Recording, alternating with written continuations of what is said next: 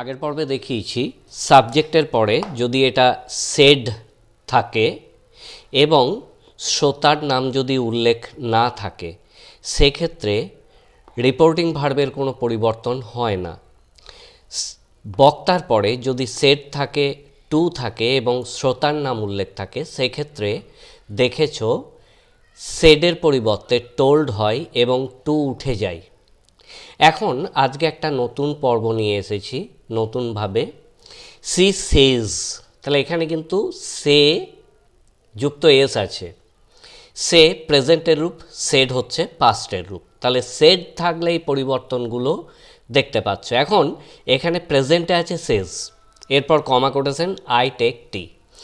এই রকম যখন দেখতে পাবে যে বক্তার পরে সেড না থেকে সে আছে, সেজ আছে, বা will say, shall say, has said এই ধরনের রিপোর্টিং ভার্ব আছে, সেক্ষেত্রে মনে রাখতে হবে রিপোর্টেড স্পিচের টেন্সের পরিবর্তন হবে না।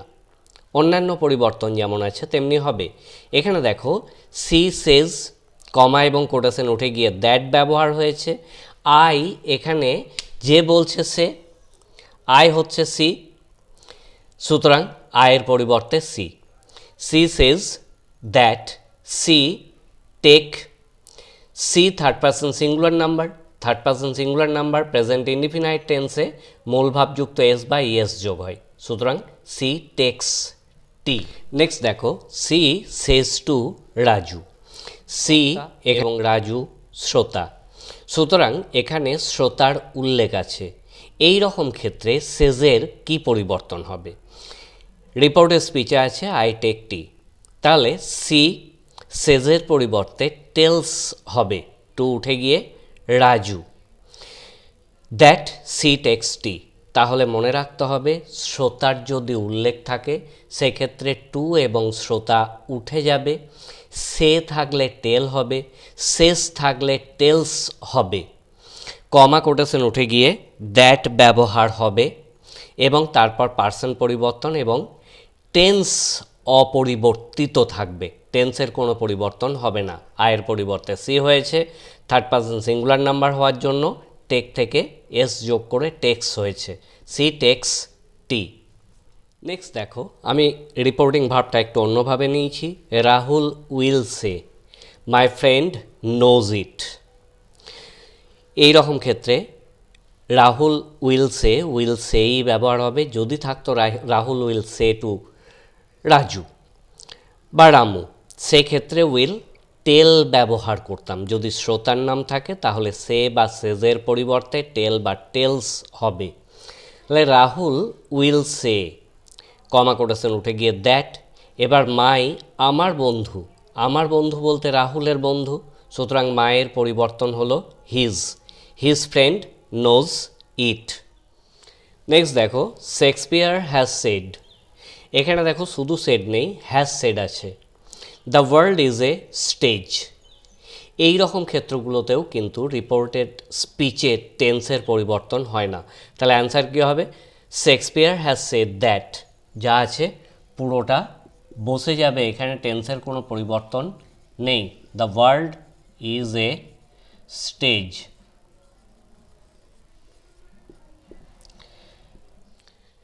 এখন একটু অন্যরকম। Rani said my mother worships God every morning. Every morning, every night, every evening বা এভরি ডে এই ধরনের বাক্যগুলো অভ্যাসগত সত্য বুঝিয়ে থাকে, যাকে ইংলিশে হ্যাবিচুয়াল ট্রুথ বলা হয়। হ্যাবিচুয়াল ট্রুথ, অভ্যাসগত সত্য। এই ধরনের যখন দেখবে অভ্যাসগত সত্য বোঝাচ্ছে এভরি যুক্ত sentence, every morning, every night, every evening, every day, সেই ধরনের বাক্যের টেন্সের কোনো পরিবর্তন হয় না, পার্সন পরিবর্তন অবশ্যই হবে। এখানে একটা এক্সাম্পল নিয়েছি, Rani said my mother worships God every morning. তাহলে রানী সেড দ্যাট, কাউকে বলা থাকলে সেটটা টোল্ড হয়ে যেত। রানী সেড টু হার ফ্রেন্ডস যদি থাকতো তাহলে রানী টোল্ড হার ফ্রেন্ডস হতো। সমস্ত পরিবর্তন আসবে কিন্তু টেন্সের পরিবর্তন হবে না। কমা কোটেশন উঠে গিয়ে দ্যাট বসলো। মাই বলতে এখানে রানী, তাহলে রানী স্ত্রীলিঙ্গ হওয়ার জন্য her, her mother worships God every morning. Example নিলাম, Rambabu said to his son, I walk for an hour every day. Every day অভ্যাসগত সত্য, হ্যাবিচুয়াল ট্রুথ।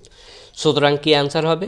রামবাবু টোল্ড হিজ সন, সেটের পরিবর্তে টোল্ড, টু উঠে গেল, কমা কোটেশন উঠে গিয়ে দ্যাট।